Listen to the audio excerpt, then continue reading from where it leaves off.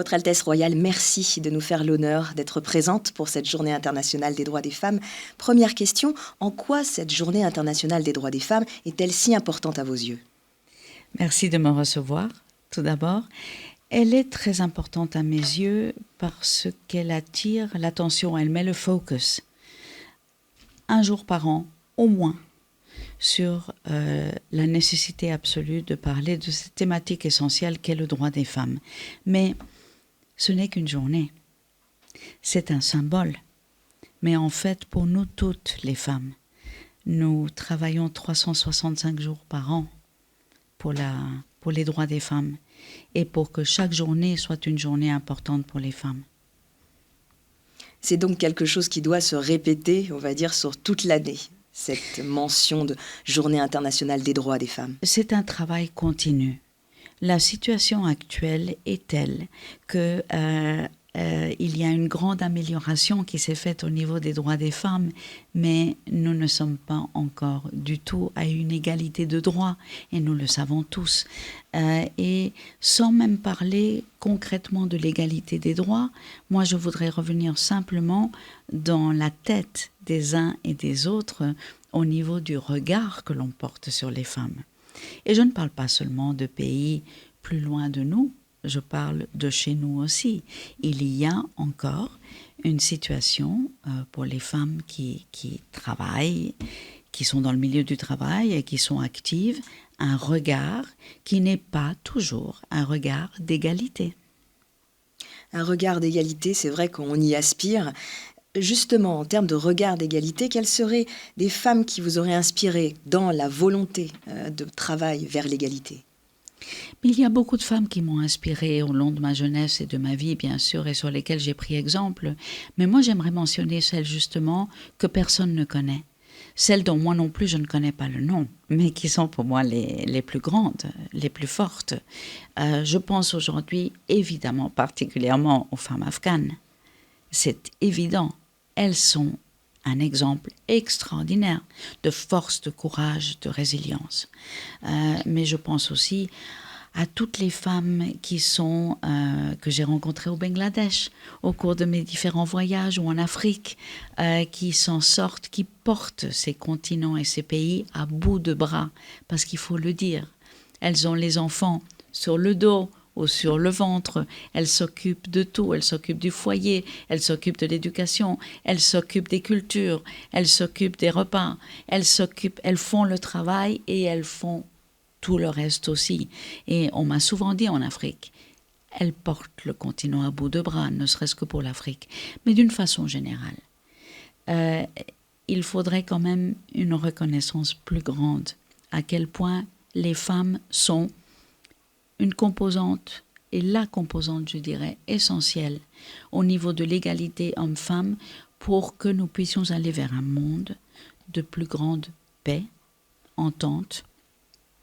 C'est en collaborant ensemble qu'on va arriver à avoir un monde plus juste, sans aucun doute. Aussi longtemps qu'on laissera les femmes de côté et en dehors, nous n'arriverons pas à cet équilibre essentiel et à cette paix.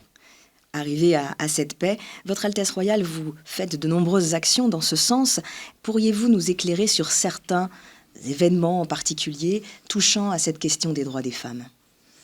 Une des choses qui a été le plus grand enseignement pour moi et les plus importantes, c'est ma rencontre avec le professeur Yunus.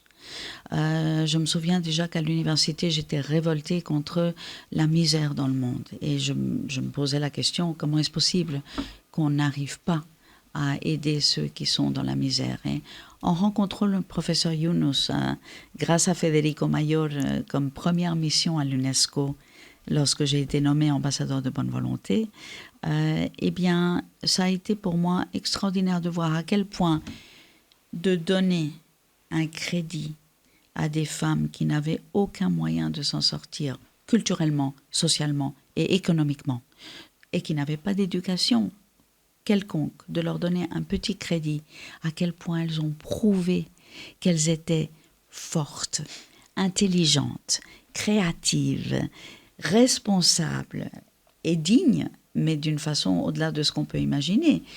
Un premier exemple, c'est simplement de vous dire que, par expérience, en prêtant aux femmes.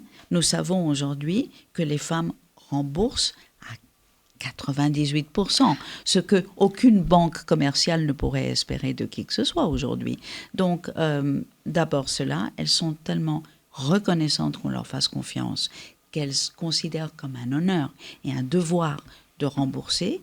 La deuxième chose essentielle, et ce ne sont pas des caricatures, c'est que les femmes, véritablement, contrairement aux hommes encore dans énormément de régions du monde, investissent dans leur famille, dans un toit, tout d'abord, dans les moyens qui vont les aider à subvenir aux besoins de leurs enfants, et elles-mêmes et leurs enfants et leurs familles, et elles investissent aussi dans l'avenir, puisqu'elles sont les premières convaincues, à cause du fait qu'elles arrivent à avoir un revenu et à subsister, elles se rendent compte de l'importance d'envoyer leurs enfants à l'école et de donner une éducation à leurs enfants.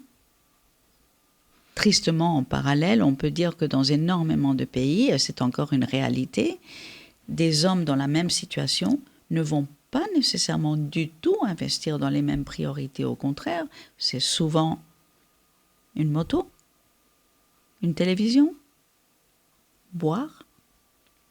Donc on a cette conscience, on dira presque plus maternelle, de la femme qui a cette volonté de responsabiliser au niveau humain, plus, en tout cas, dans le rapport à l'argent, dans le rapport à l'investissement, plus que le côté masculin, dans votre expérience. C'est là où il y a cet équilibre masculin-féminin qui est tellement important, c'est que la femme investit dans l'avenir.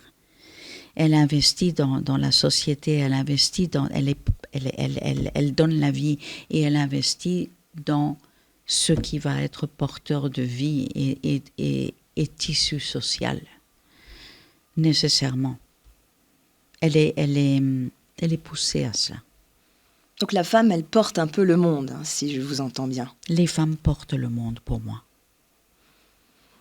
Pouvez-vous nous parler de l'autre initiative que vous menez également sur ce Rise Up Forum?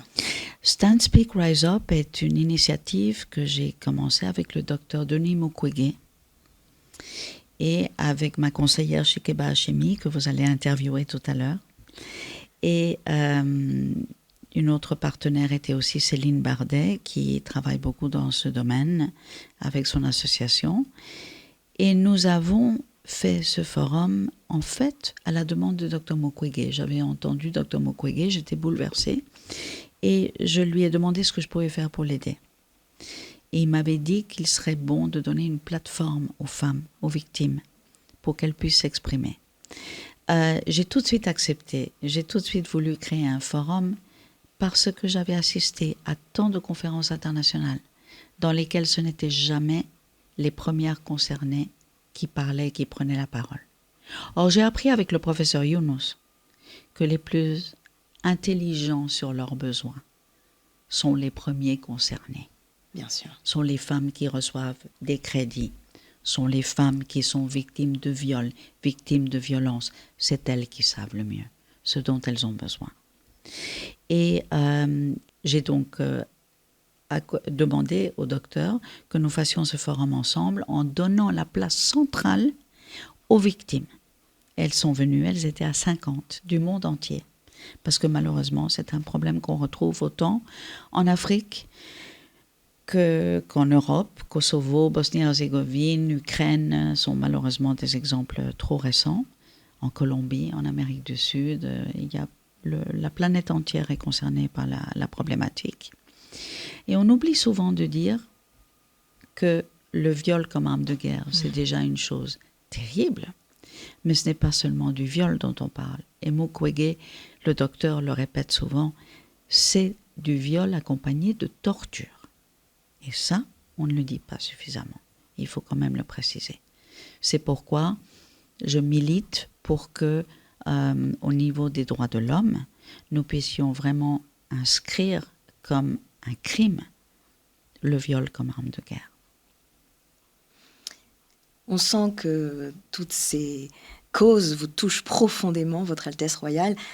Un mot peut-être pour ces jeunes générations qui se demandent, peut-être comme vous, comment aider, quel est le mot d'espoir que vous voulez leur envoyer et comment est-ce que vous leur conseillez aujourd'hui de s'impliquer, d'aider à leur niveau? Je crois que chacun, chacune doit suivre en elle-même profondément son ressenti.